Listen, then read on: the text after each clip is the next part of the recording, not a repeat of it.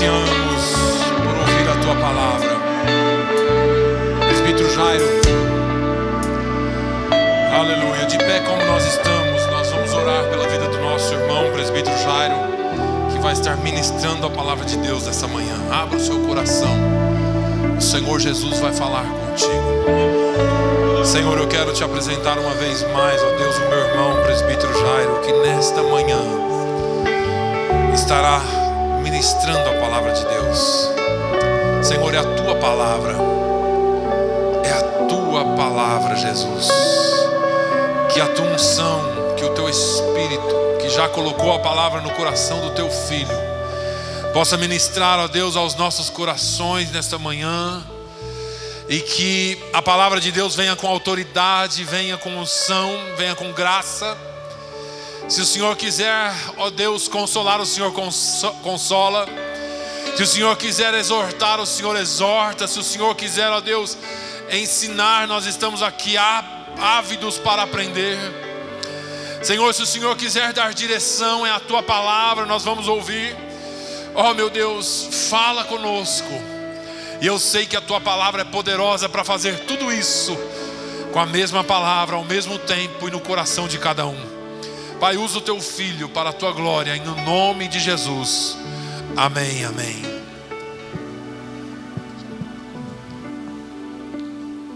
Primeiro Simão, com a paz do Senhor, amém? Quando estou feliz com Jesus, diga amém. Bom estar na casa do Senhor para adorá-lo, né? O Senhor nos confiou mais um domingo para estar aqui. E aqui é o lugar que você tem liberdade. Os irmãos possam tomar os vossos assentos. Desde já eu quero agradecer ao pastor Naline por essa confiança que está nos dando, esta oportunidade. Ao pastor Rony Bonnier e ao pastor Claudervan. Que Deus continue abençoando a vida de todos vocês. E agradeço a Deus pela vida de cada um que aqui está. Amém? Meus irmãos, vamos abrir a vossa Bíblia em Lucas 23. E eu convido aos irmãos para prestar bastante atenção nesses versículos que vamos estar lendo. Aquele que foi encontrando possa dizer amém. Glória a Deus. Nós vamos ler a partir do verso 39. Que se diz assim a palavra do Senhor. E um dos malfeitores que estava pendurado blasfemava dele, dizendo: se tu és Cristo, salva-te a ti mesmo e a nós. E respondendo, porém, o outro repreendia-o, dizendo: tu nem ainda temes a Deus, estando na mesma condenação? E nós, na verdade, com justiça, porque recebemos o que os nossos feitos mereciam, mas este nenhum mal fez. E disse-lhe a Jesus: Senhor, lembra-te de mim quando entrares no teu reino. E disse Jesus: em verdade vos digo, hoje estará comigo no paraíso. Vamos repetir isso aqui, só essa frase aqui, ó. Em verdade vos digo que hoje estará comigo no paraíso. Glória a Deus. Meus irmãos, nós estamos diante de um texto onde Lucas, no capítulo 23, ele vai falar sobre a condenação de Jesus. Nós bem sabemos que Jesus ele vai estar de frente de Pilatos e Herodes. Primeiro ele vai ser julgado por Pilatos, mas Pilatos vai interrogá-lo e não vai achar nenhuma condenação, nenhuma acusação contra Jesus. O propósito de Pilatos era que açoitasse Jesus, o castigava e depois o soltava. Mas a multidão, aquela multidão que acompanhava Jesus, que muitos viram Jesus multiplicar pães, se saciaram daqueles pães, ou muitos também que via Jesus curando, e Jesus libertando, estendendo a mão para muitos que necessitavam de Jesus, e Jesus fazia tudo para que o Pai sejasse glorificado, e que as pessoas entendessem que Ele era o enviado de Deus. Mas muitos daquelas multidão condenavam Jesus, que Jesus falava que era para as pessoas negar tributo ao rei, e muitas vezes Jesus estava blasfemando, dizendo que ele era o Cristo. Mas Pilatos, sabendo que Jesus era galileu, Pilatos lança Jesus para ser enviado a Herodes. Herodes fica feliz porque Herodes ele queria ver as benfeitorias que Jesus fazia. Ele estava contente porque ele achava que Jesus ia fazer uma mágica, ou ia fazer algum atributo para que ele pudesse ver e ali se alegrar com aquelas coisas. Mas Jesus, além de ele não ser um mágico, Jesus ele só fazia as coisas para que o Pai sejasse glorificado. Jesus não atendia o pedido do homem, nem obedecia ao homem, ele obedecia ao Pai. Uma certa vez Jesus, os discípulos indo a comer, e os discípulos convidam Jesus para comer, Jesus fala para eles: olha, a minha comida é fazer a vontade do Pai. Então aqui você já começa a entender que Jesus ele não atentava aquilo para que o homem queria que ele fizesse. Agora Herodes, vendo que Jesus não fez aquilo que ele queria, e também não achando condenação em Jesus, manda para Pilatos novamente. E o texto vai dizer que no mesmo dia, Jesus colocado de frente para a multidão, como se fosse um júri popular, onde a multidão iria decidir. Por 3 vezes, pela terceira vez, Pilatos tenta soltar Jesus, mas a multidão, cada vez a sua voz drobava mais alto: crucifica-o, condena-o, libere Barrabás e condene a Cristo. Barrabás era aquele que era homicida, era aquele que tinha causado grandes danos à sociedade, mas por ser semana da Páscoa, tinha uma cultura que liberava um malfeitor, uma pessoa que estava presa. E a multidão gritou: leva este daqui, solta Barrabás. Jesus é condenado sem ter condenação. Que condenação que Jesus teria? De estender a mão para aqueles que necessitavam, de curar aqueles que já haviam sido desenganados para os médicos, até mesmo pelos sacerdotes. Um leproso em um leprosário, na beira da morte, sai e Jesus o toca e o cura. E o puro continua puro, e o impuro se purifica. Que condenação é esta? Mas nós bem sabemos que se Jesus não tivesse passado por tudo isso, nós neste domingo de manhã nós não estaríamos aqui glorificando a Ele. Nós não estaríamos tendo esta oportunidade. Mas o texto vai dizer que Jesus é levado para o Gólgota, crucificado entre 2 malfeitores. Um da esquerda representa nós e sua atitude, e o outro da direita representa nós e a sua atitude. Todos 2 têm uma atitude, todos 2 são levados pelo mesmo crime, pelas mesmas mazelas. Mas só que o da esquerda, ele tem o privilégio de estar do lado de Jesus, pertinho de Jesus. Mas em vez dele aceitar a Cristo, reconhecer a Cristo, ele decide a blasfemar. Nós bem sabemos que aquela multidão de judeus que passava ali perante a cruz de Jesus, olhava para ele, meneava a cabeça, blasfemando contra ele. E este ladrão foi no impulso da multidão, porque na tradição de um judeu, quando você oferece ele algo, ou conta algo para ele, ele vira as costas e faz gesto com a cabeça, às vezes até cospe no chão. Ele está dizendo que você não significa nada para Ele.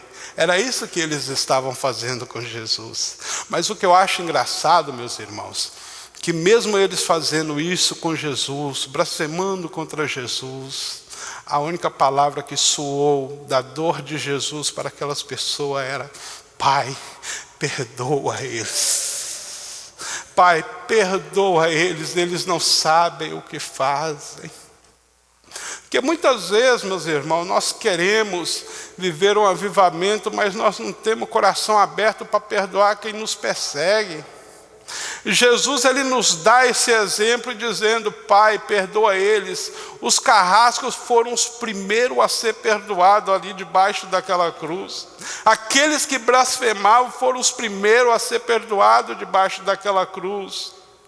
E agora esse ladrão da esquerda, ele propõe uma salvação. Ele diz: se tu és Cristo, desça da cruz e salva a ti e a nós mesmos. Ele propõe uma salvação produzida por ele mesmo, do jeito dele. O que ele não queria era passar pela morte. Mas só que nós sabemos que a salvação, ela não é produzida por nós, ela é produzida por Deus através de Cristo. Ela não é produzida do nosso jeito, da nossa maneira. E este ladrão, ele teve a oportunidade de estar com Cristo, mas ele perdeu porque ele não atentou para o que estava acontecendo naquele momento. Ali aquela cruz do meio era a divisão da história do homem, era o antes e o depois, era a decisão da humanidade, estava naquela cruz do meio. E ele não entendeu porque ele buscou a salvação do seu jeito. Sabe, eu tinha um tio que ele faleceu, que ele, na época dos anos 70, né, aquelas pessoas usavam aqueles black paulo, aquelas calça de sino larga, né? E meu pai ganhou este homem para Jesus. E o nome dele era Orival. E meu pai, toda vez que ele fazia um corta livre na casa do irmão às 14h da tarde, ele sempre contava esse testemunho com muito temor.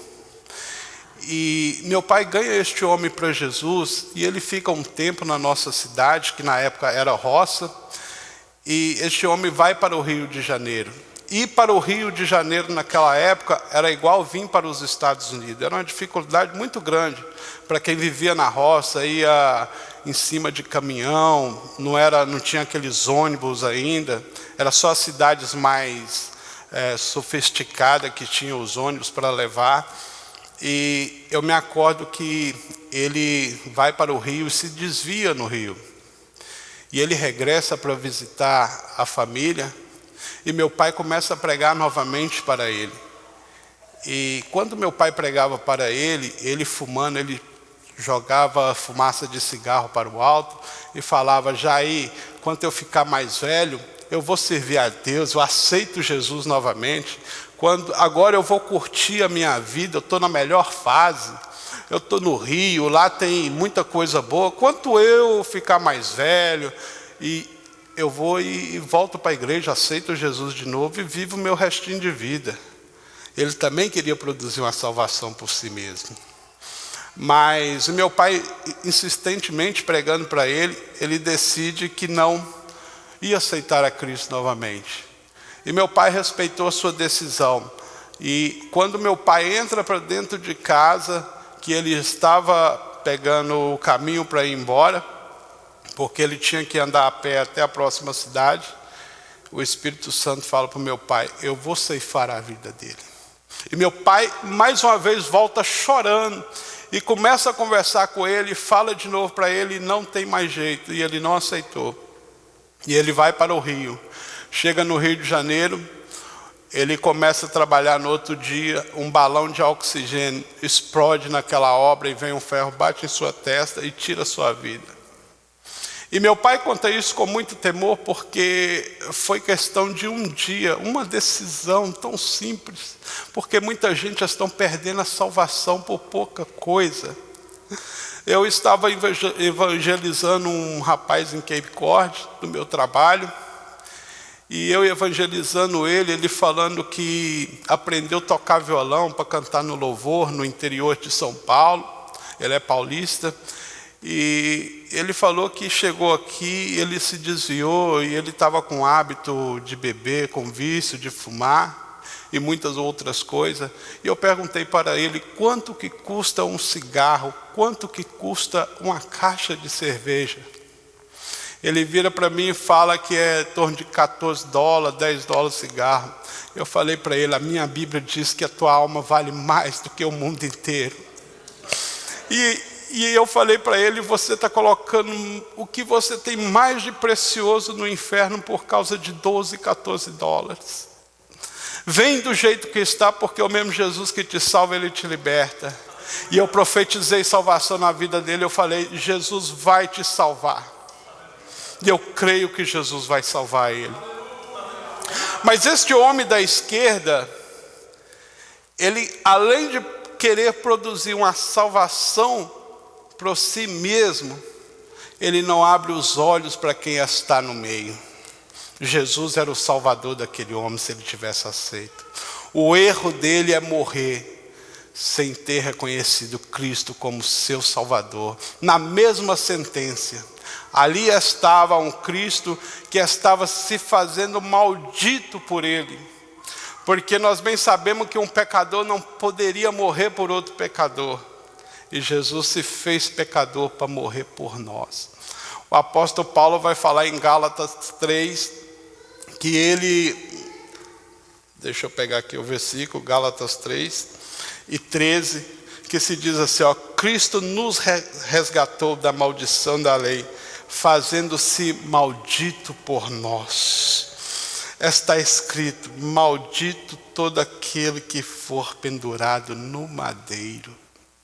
Sabe, às vezes nós pensamos eu particularmente, às vezes vem uma turbulência, às vezes a gente, passa na cabeça da gente de desistir. Aí eu vou e leio esse versículo, eu não posso desistir. Alguém se fez maldito por mim. Era para eu estar lá sendo maldito, mas alguém se fez maldito por mim. Alguém morreu para me dar uma nova chance. E nós sabemos que a força dele se aperfeiçoa nas nossas fraquezas. Quando você pensar em desistir, você lê esse trecho aqui. Alguém se fez maldito por nós. Ele se fez maldito por nós. E este homem, ele perde a sua salvação. Perdeu porque rejeitou a Cristo. Pereceu porque, embora tivesse perto de Cristo, não reconheceu que ele era Salvador. O que ele propõe a uma salvação sem cruz, a uma salvação feita por ele mesmo. Ele queria do seu próprio jeito a salvação, não vendo de nós. Essa salvação ela não vem de nós e de Cristo. Agora eu convido a você a ver a atitude do ladrão da direita. Este homem, o mesmo caminho que levou da esquerda, levou ele também. Ele passou uma vida inteira vivendo sem temor a Deus, sem temor ao próximo. Ele passou uma vida inteira sendo um câncer para a sociedade, tirando o sossego alheio, porque nós bem sabemos que quem recebia essa sentença era aqueles que levantavam contra o governo de Roma, aqueles que matavam para pegar dinheiro de impostos. Nas curvas de Jerusalém a Jericó, tinha muitas curvas, e quando os soldados passavam, o historiador fala que ali eles arrumavam trampa, e quando eles pegavam o dinheiro do imposto, eles matavam o soldado para que ninguém fosse atrás deles. Mas quando o centurião que tomava conta daqueles soldados sentia falta daquele soldado, eles comandavam todos os soldados a ir atrás capturar estes malfeitores. E quando eles iam atrás a procurar estes malfeitores, a sociedade inteira sofria, porque eles invadiam casa atrás desses malfeitores, e muitas das vezes eles eram castigados em praça pública. E quando era crucificado, eles não tinham direito a um túmulo e não tinha direito de ser enterrado. Eles ficavam ali expostos para ser comido pelos bichos, e todos que passavam vê-se e tomasse de exemplo. Então este homem, ele vive uma vida errada a sua vida inteira, mas no último segundo ele começa, eu acho que a atitude dele começa a mudar, porque no início também ele começa a blasfemar, mas só que a atitude dele começa a mudar, porque no ato de dor de Jesus, naquele ato de dor, agonizando ali com a sua dor, em vez de sair da sua boca palavras de maldição, sai palavras de perdão. Então aquele homem, ele começa a entender que estava ali do lado dele não era uma pessoa qualquer, era o Cristo, era o Rei da Glória, era aquele que veio para salvar aqueles que se havia perdido. Então ele começa a entender, ele vai falando: poxa, nós estamos aqui na mesma sentença e mesmo assim você não teme. Nós merecemos isso, nós fizemos as nossas mazelas, os nossos crimes, nós tiramos a paz de muita gente, nós somos assassinos, nós merecemos estar aqui, mas este nada fez, este é inocente. E ele começa a reconhecer, mas a primeira atitude desse homem, ele temeu a Deus. A primeira atitude, ele não apenas é tomado pelo temor de Deus, mas repreendeu aquele que não tinha temor a Deus. No mesmo instante que ele se arrepende, ele se torna um evangelista. Aquele homem que não tinha amor ao próximo, não tinha temor a Deus, na hora que ele se arrepende, ele tenta chegar ao outro até a Deus. Ele se torna um missionário, um evangelista. No último suspiro de sua vida, praticamente, que ele sabia que não tinha solução, que ele ia morrer, porque ele mesmo se confessou os seus pecados. Ele diz: nós merecemos estar aqui. Mas aí a misericórdia de Jesus entra no coração dele, ele fala: eu e você merecemos estar aqui, mas este não. Ele tenta trazer o seu amigo para Jesus. Mas em segundo lugar, ele reconhece os seus pecados e ele reconhece que está na cruz por causa de suas mazelas, de seus pecados. E ele sabe que recebendo uma justa punição dos seus erros, que é a cruz, e ele reconhece que Jesus era inocente. Um pecador não pode morrer por outro pecador. Jesus não tinha pecado, mas se fez pecador por nós. Porque nós bem sabemos, irmão, que muita gente quer produzir uma salvação por si mesmo, como eu acabei de falar. Vivemos de muitas maneiras e achamos que estamos certos e não queremos passar pela ferida de Jesus.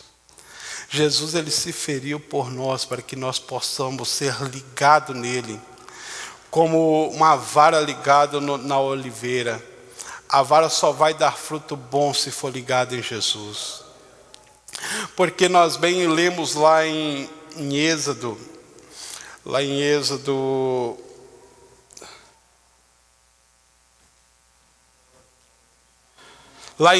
33 e verso 18, quando Moisés deseja ver a glória de Deus, aí Deus fala para Moisés: Moisés, aquele que vê a minha glória morre, ninguém consegue ver a glória de Deus. E Moisés insistindo, aí o Senhor fala: está vendo aquela rocha ali? E na rocha tinha uma fenda. Aí o Senhor fala assim: ó, se você quer ver minha glória, vai por trás daquela fenda e olha que eu vou passar. Aí quando o Senhor passa, e Moisés vê Deus de costa, simbolizando que se nós não passar pelas feridas de Cristo, nós não chegaremos até a Deus, nós não conseguiremos ver a Deus. Tem que passar pela ferida. E esta fenda feita no peito de Jesus pelo soldado, quando ele já havia morto, que escorreu água e sangue, esta fenda, ela não cabe nenhum querubins, ela não cabe nenhum anjo, mas ela cabe a um miserável pecador que se arrepende nesta fenda. Talvez você veio aqui hoje, talvez você está desistindo, porque muitas vezes a acusação da sua mente tem te acusado. Fala, eu vou lá hoje, mas deixa eu falar, se você aceitar a Cristo e reconhecer que Ele é o Senhor, Salvador de sua vida, não há condenação para você. Não há condenação para você. Lá em João 3,18 vai dizer que não há condenação para você. Vamos ler lá em João 3,18.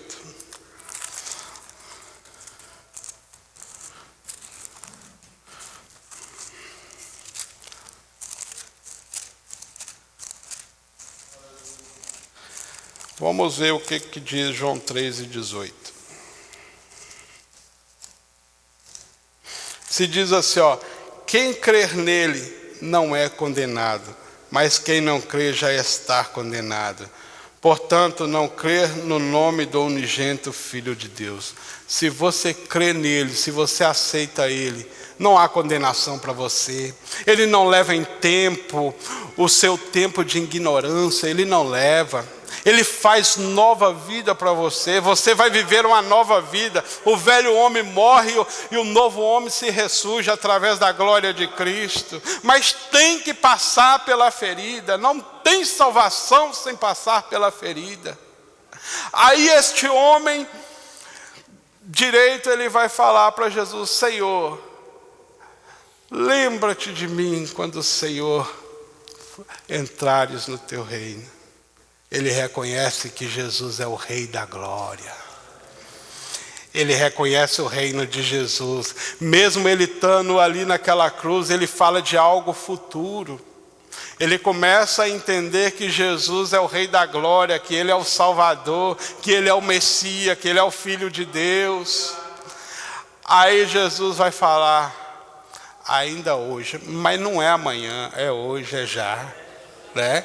Porque Jesus não falou para ele assim, você vai passar pelo purgatório, você vai fazer milhares de orações e depois você vai ser salvo. Não, é hoje, é imediato.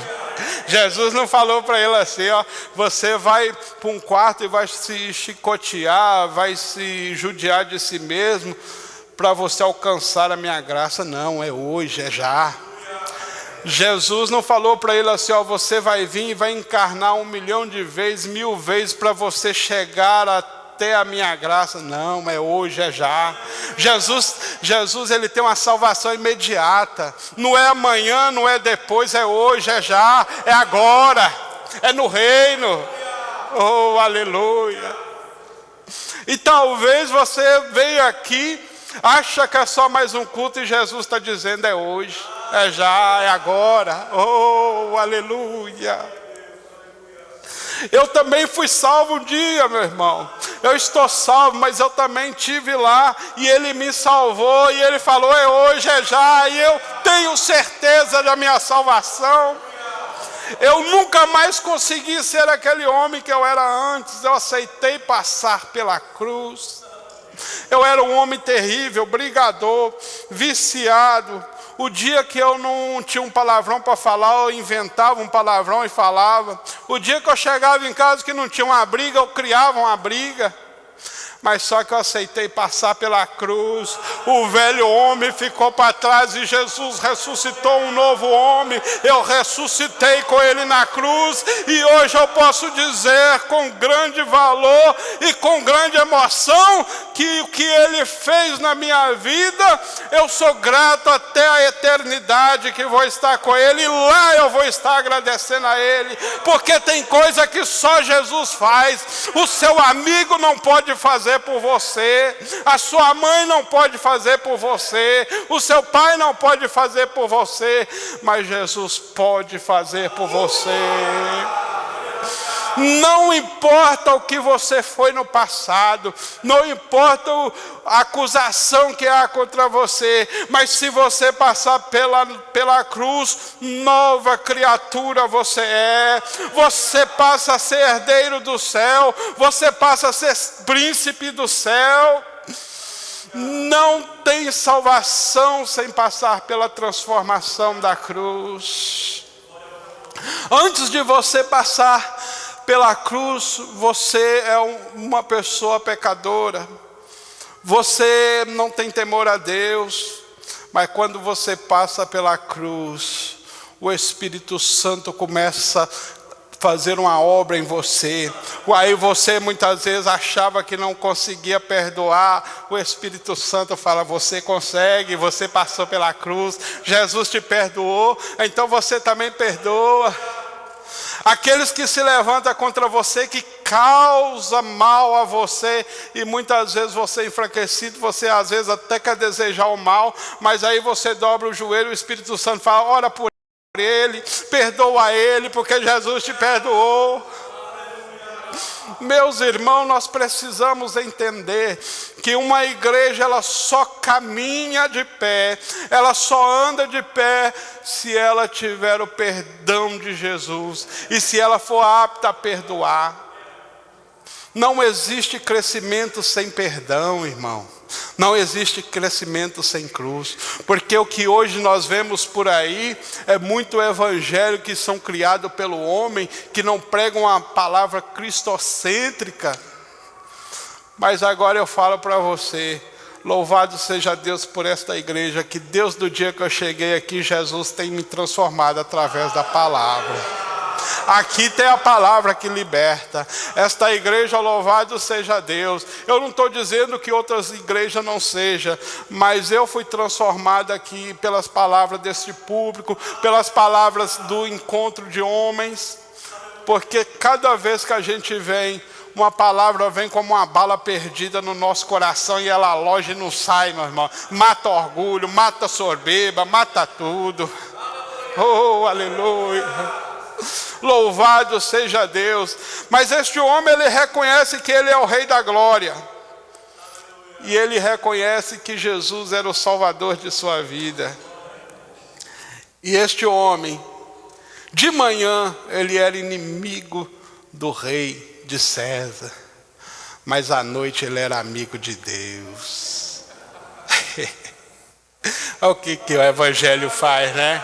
Você pode ser bom, você pode fazer boa obra, você pode ser um bom pai, um bom esposo, mas se não reconhecer a cruz, não há salvação para você. E um homem que viveu a vida toda errada, mas reconheceu a salvação de Cristo, ele é salvo. Por isso que a salvação não é produzida por obras, né? Porque se fosse produzida por obras, eu sei que tem muita gente boa por aí, que faz o bem, que ajuda o próximo, mas não é por obra, irmão, é pela cruz, é pelo sangue, é pelo sacrifício que Deus fez para o homem. Você imagina se um de nós, ninguém de nós aqui teria coragem de dar o seu filho para morrer por alguém, ainda mais para malfeitores como aqueles. E Deus lá do céu traçou um projeto em Deus da fundação do mundo para entregar o seu filho para ser moído. Teve momento que ele não conseguiu ver e virou as costas, e Cristo gritando: Pai, por que me desamparaste? E eu e você ali nascendo naquele sangue, a igreja lavada e remida. Não tem como, irmão, nós não clamar por almas. Nós passamos pela ferida. Nós não queremos que pessoas se percam. Nós não queremos. Este homem aqui, ó, ele estava sendo rejeitado pela sociedade, mas ele foi acolhido por Jesus no momento que ele confessou seus pecados e decidiu abraçar a graça de Jesus. Ele abriu seu coração para a graça de Jesus. Oh, aleluia. Mas ele passou pela cruz. Ele reconheceu o sangue precioso de Jesus. Ele reconheceu o sacrifício que o Pai fez para que eu e você estivesse aqui, de dar seu único filho para ser moído, e através daquele sangue eu e você ser perdoado, ser limpo. Um sangue que cai em qualquer ser humano e não mancha, ele limpa. Você já viu quando você corta o dedo, seu sangue cai em uma toalha branca? É um sacrifício para tirar, né? O sangue de Jesus não, ele não mancha, ele limpa. Que evangelho gostoso, né? Vai na contramão de tudo, né? Oh, aleluia. Então por isso que hoje, nesta manhã, meus irmãos, atentamos pelo precioso sangue. Vamos tomar atitude desse homem da cruz da direita.